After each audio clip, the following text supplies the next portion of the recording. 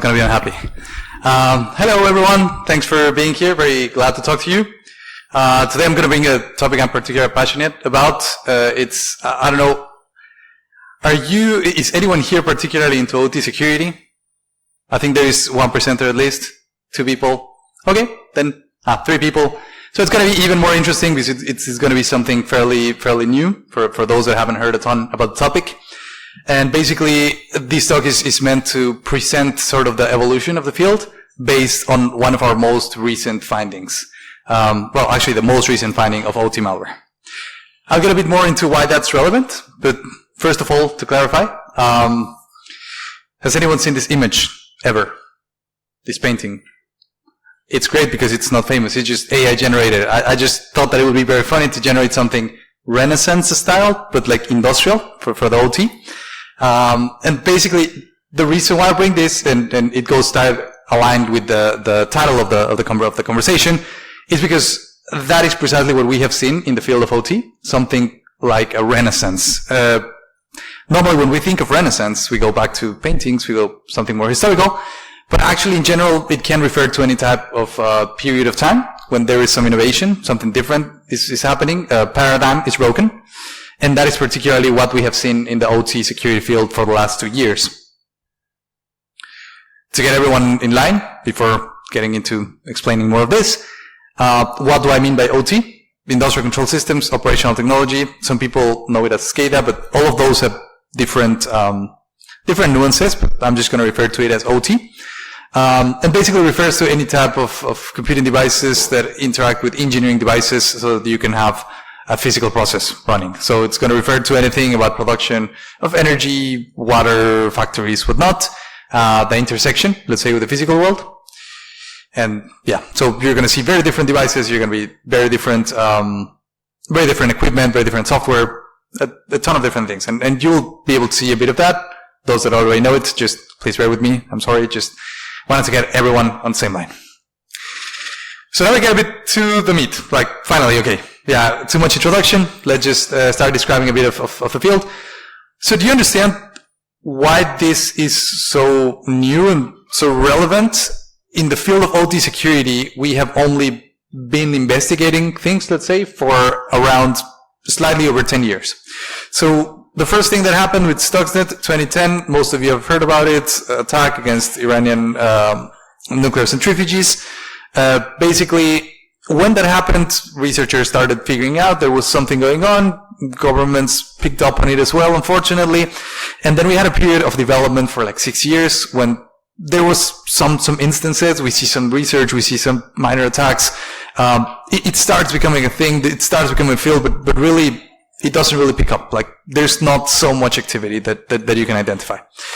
Then, between 2017, we see 2 big attacks, 2 large attacks. In Destroyer is something in Ukraine, turned off the power, around Christmas time, very, very unfortunate. And then 2017, Triton, big attack, again, it's basically malware, extremely specialized, an attack that lasts 4 years, specifically for a very, specific type of device, from Schneider Electric, that basically is what's called a safety instrumented system.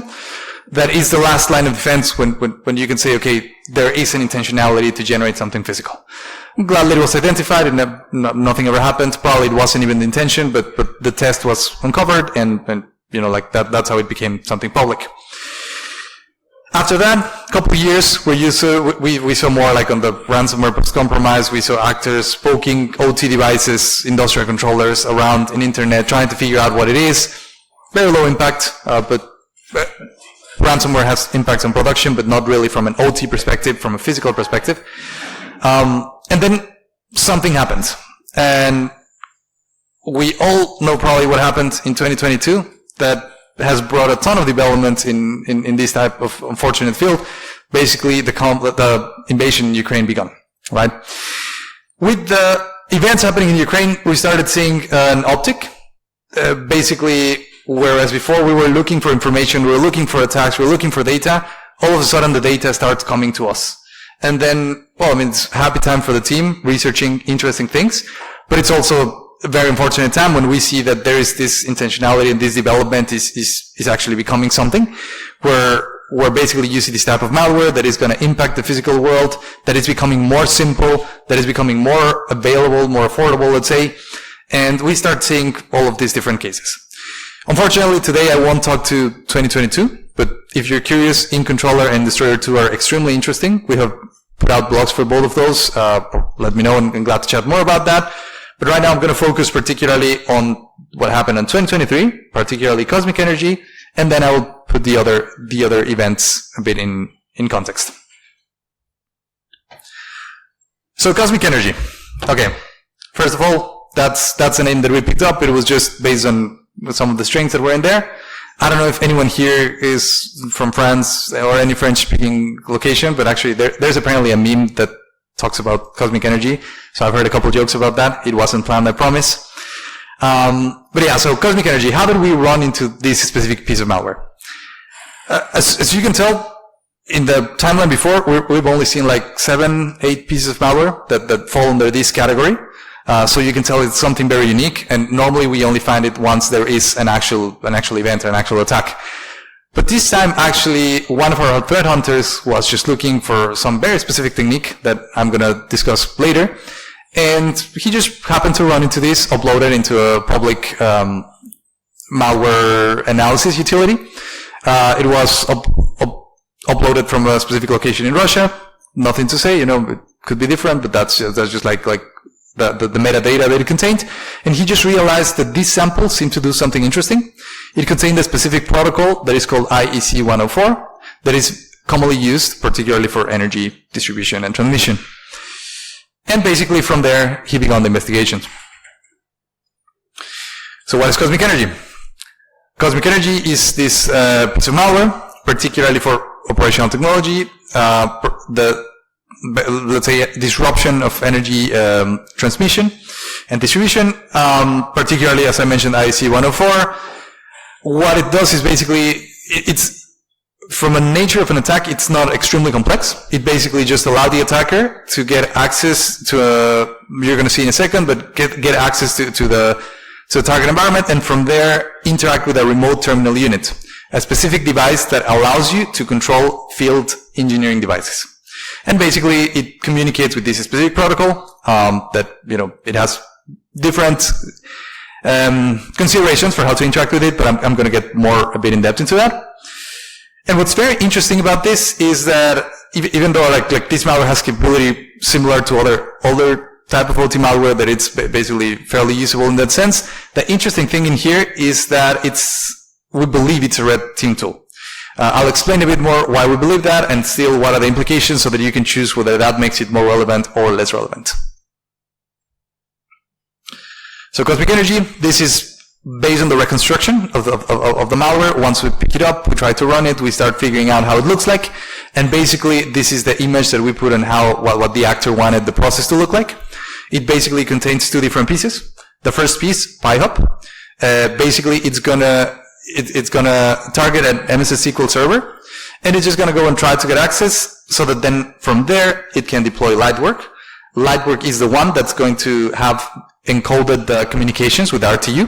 So it's going to have, for example, the IP address, it's going to have the protocol it's going to use, and it's going to have a list of what we call IOAs, basically a specific type of data embedded in the IEC 104 protocol that allows you to communicate with these remote terminal units. And what it's going to do is it's going to tell that RTU that then communicates with these field devices that basically turn on and off the power. It's going to tell it to go turn on, turn off, or basically change the situation for circuits and breakers.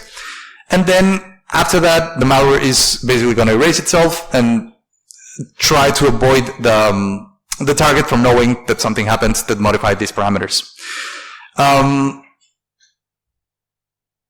In summary, I know that it can tell a lot of what the malware can do, but besides from the malware, the big idea that you can get from something like Cosmic Energy is that what it can do is basically turn off the power. Turn off your light. That sounds very easy though, right? It's if you can just drop a piece of malware and turn off the lights, then, probably it would have happened many more times. And it has only happened a couple of times, at least, well known and documented.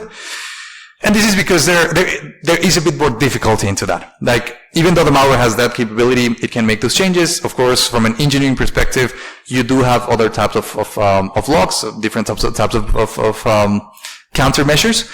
But also, one interesting thing here is that for the actor to be able to deploy one of these tools, most often they actually need to do some prior reconnaissance. They need to know what are the different parameters internally. They need to know where the asset is. They need to know the information of the asset. They need to know what ports are you using. They need to know oftentimes even the models. In this case, it's more model agnostic, but in other OT malware, it wants very specific models. And particularly here, the most interesting part is in the end, the ASDU type whatever, because basically what it does is the fact that it interacts with this protocol makes it special, and the fact that it had already encoded some specific messages that can be developed by an engineer almost arbitrarily. Like basically, some of the parameters in IEC 104 that you use in this that you use for communicating with this type of devices are set up by the vendor or by the engineer or by the plant or by a convention. So it's some type of information that you can't just go and Google it around, but actually, you need to have information on the victim. So yeah, this is something very interesting. If you're curious, actually, you can go and hunt in your favorite malware utility, whatever, for Cosmic Energy. You probably will be able to pick up some of the indicators from the blog, and basically you can find this and reproduce this traffic. But there is a quick detail that I was missing, and it's the fact that the sample wasn't actually just running. So we believe it was still in development, or someone was testing it. That's how it got into this utility. It actually got like in late 2021 for whichever reason. We just happened to find it later in the year. And basically, the trick in here is that when you run it, it had a couple issues where sometimes the malware would erase itself before it runs, or will try to call for functions that weren't yet compiled. So yeah, it wasn't particularly functioning yet, but we also realized that it was very easy to fix. One of our researchers really, with a couple lines of code, was pretty much able to get it running. So still something to worry about. So another point, and this is where, actually this is my favorite part of the investigation, because even though the malware is already fairly interesting, I just love the part where you just start finding the small pieces. And particularly, we believe it was a red teaming tool. And this is basically the reason. Once again, just because these images are amazing, has anyone seen one of this? Or knows what this is? Well, this is not AI generated. This is just someone generated for fun, apparently. But this is how they believed, someone in some random repository for images, that a solar polygon would look like. Which again, I'm not even going to ask, because if I ask anyone knows what a solar polygon is, most likely the answer is no, because it's not really a term that is actually fairly used. I was looking around, and apparently it's something like solar irradiation and the volume and whatever, but it's just been proposed, so it's not even a formal term. And that is why this became so interesting. The point is, we found this specifically in the code that was calling for this library from Solar Polygon, and it just sounded something interesting. So when looking what it actually was, we realized it was fairly specific, didn't really make a lot of sense.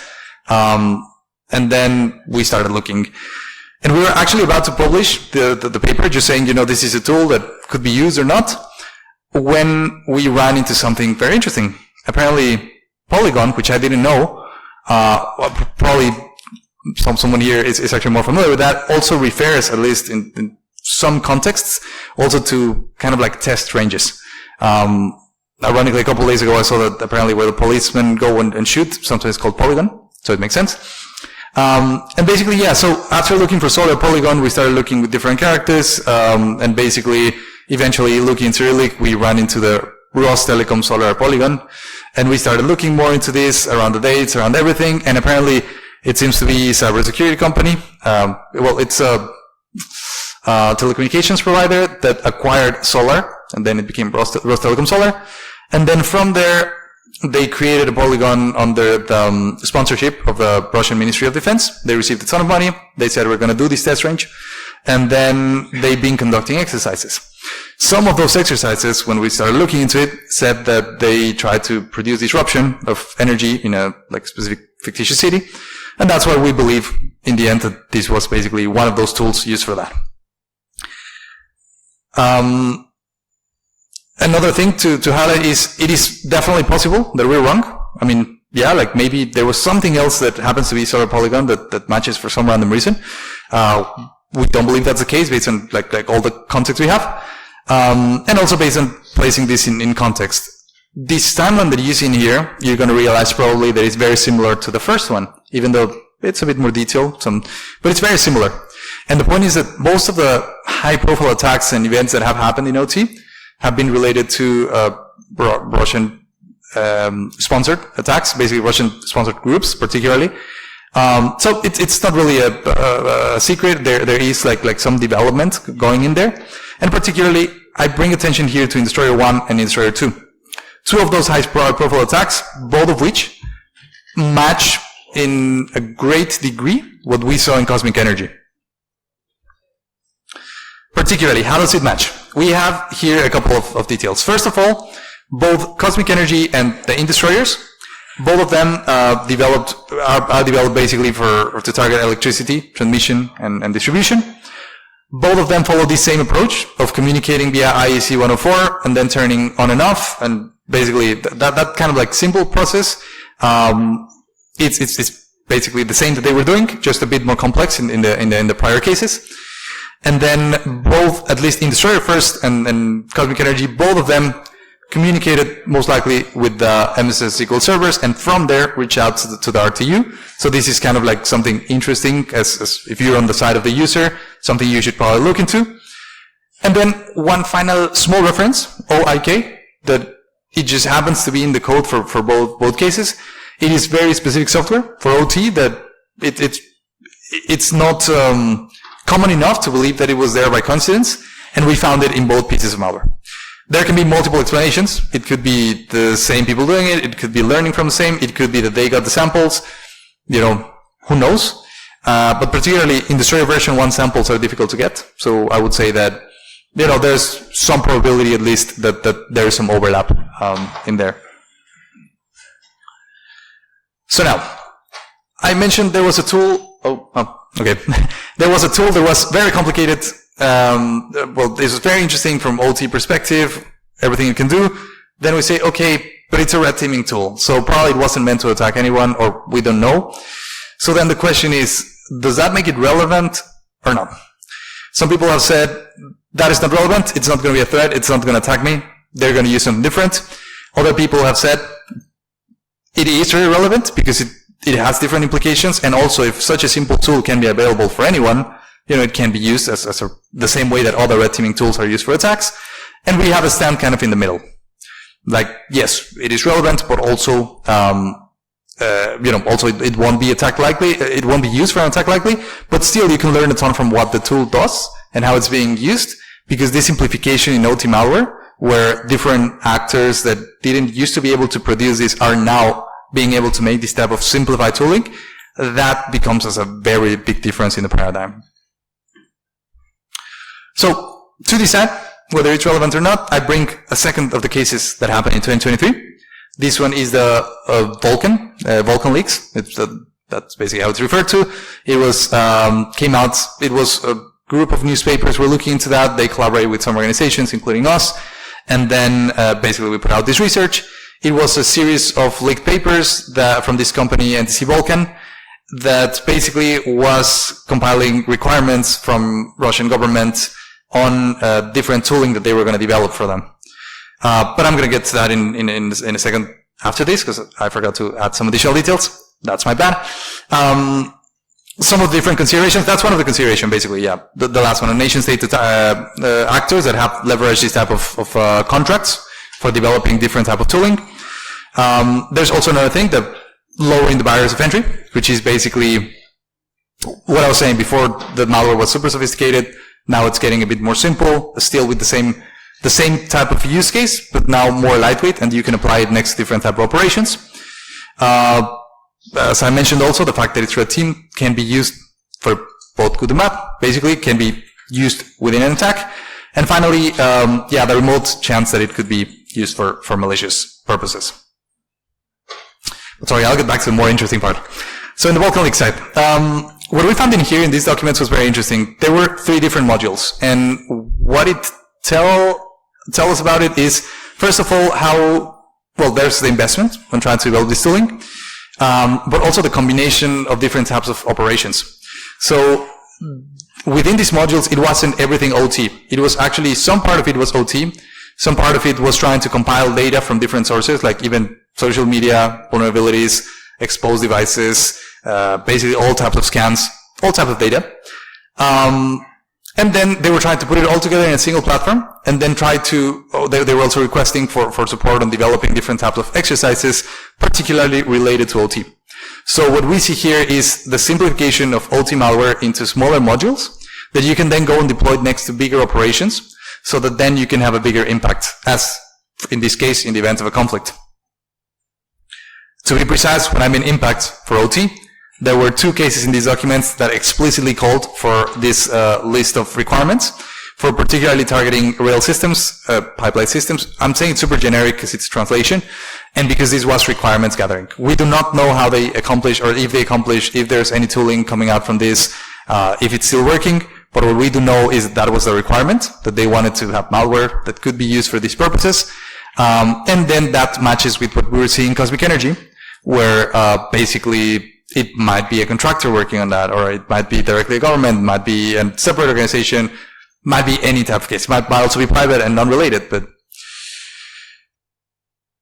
the last thing, in terms of the development, again, in terms of discussing this perspective of red teaming tools and whatnot, is the other case that we saw in 2023, which was 2 particular vulnerabilities. For those that are into vulnerabilities in here, you will know that there are thousands and thousands and thousands. So probably it's going to sound like, why would you focus on 2 of them when there are so much, and probably others that can impact at a much larger scale. But what was relevant of these 2 wasn't the vulnerability itself. What they allow you is to interact with control logics equipment, again, like industrial, very specific, general communications devices. But what was very relevant in here was how it was disclosed. And actually, the vendor collaborated with, I believe it was US government, and then collaborated with different organizations, including ourselves and different places, to put this out at the same time, because in some way, somewhere, it was connected to a specific APT. So the reason in this case is, this is similar to InController, the case from last year, where an APT develops a specific capabilities for a specific type of OT devices. And then in this case, gladly, it comes to the vendor first, before anything is disclosed, before anything is used. The vendor puts out these vulnerabilities. You can avoid the development of such tool. But then it shows again, like how the development just keeps on going. It's like differently from the past. We're just seeing more and more and more. And so lastly, in terms of red teaming, I just thought that it was good to do an analogy, and also I needed a cat in my presentation, of course. So red team tooling in this case is going to be like cat paws, right? Like on the one hand, it's fluffy, it's pretty, the cat can walk, they can eat, they can do whatever. But then on the other hand, if they want to scratch your face, you're definitely going to regret it, right? So it's kind of like that in this type of red teaming tooling. When you're discussing it, it's like, it can be something that it's pretty beneficial, pretty useful, but it depends more on the intentionality of the use of the specific tool. So it's for you to decide if this was very concerning or not, being a red teaming tool. But beyond that, and I just don't like leaving everything on kind of like a note of, let's see what you think. But I also wanted to give some recommendations into what we learned, and I thought this is some good practical stuff into how do we hunt for that type of activity. What was it that our researcher did to find it, and what could you do in case you're interested in being the next person to identify some OT malware. And basically, there are three main things that we have been highlighting recently. The first one is that OT malware in general, like when you go and analyze, has this consistency of abuse of insecure by design protocols. So in this case, it was IEC 104, but most of the protocols used in OT are not extremely secure. So if you look into known protocols like Modbus, or like in this case IEC 104 and whatnot, it is most often the malware is going to try to use it to communicate.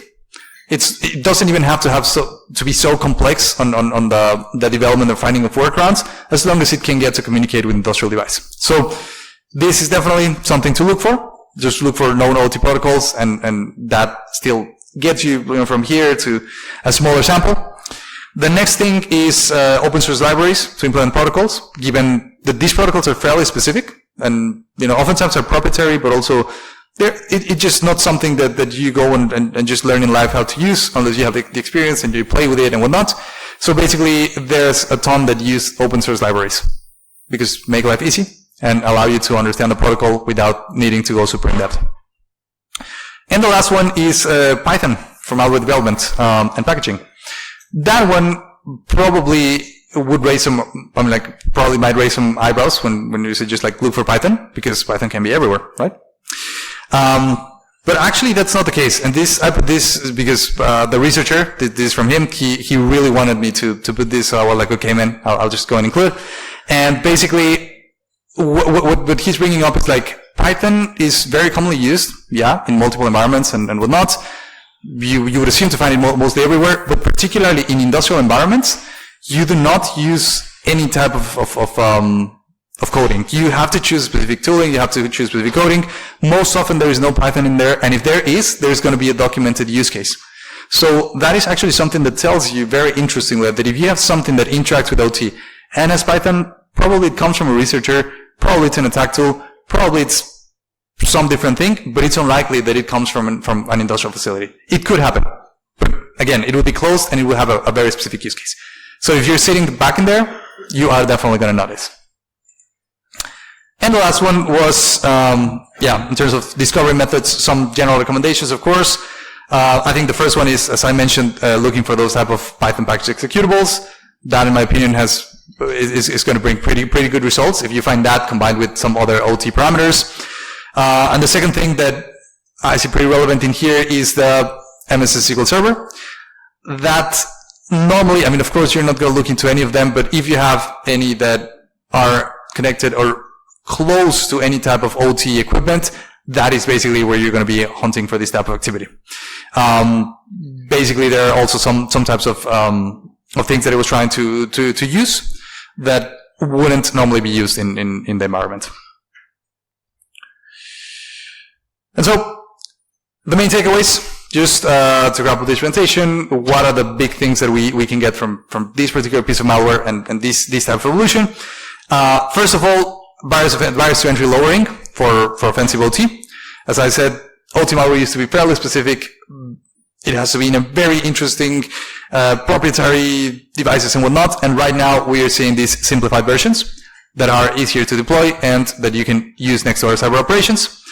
The second thing is COSMICENERGY's capabilities are not extremely different from other type of OT malware, which makes us believe that even though there definitely is going to be more under development, if you look for activity based on what has already happened, it already might bring you some of these interesting findings. The second thing is, it's rare, takes advantage of insecure protocols. It's not something you're going to see every day. So definitely, whenever you get these publications, enjoy them, because the next one could be a couple of years from now, the same way that it could be in a month. In terms of red teaming, of course, there's a leveraging of red teaming tools and contractors. So it is a possibility that we are going to see COSMICENERGY in the future. If we don't, I wouldn't be surprised, but it is definitely possible. And then lastly, definitely this is more geared towards OT audience, the last recommendation, but obviously if you are in the situation where you work in some industrial organization, definitely worth keeping an eye for this type of activity and the learnings that it comes from there. And that's all from my side. Thanks for everything. If you have any questions or anything, feel free to reach out. I don't know what happens, or do you have? Okay, cool. Okay, so thank you.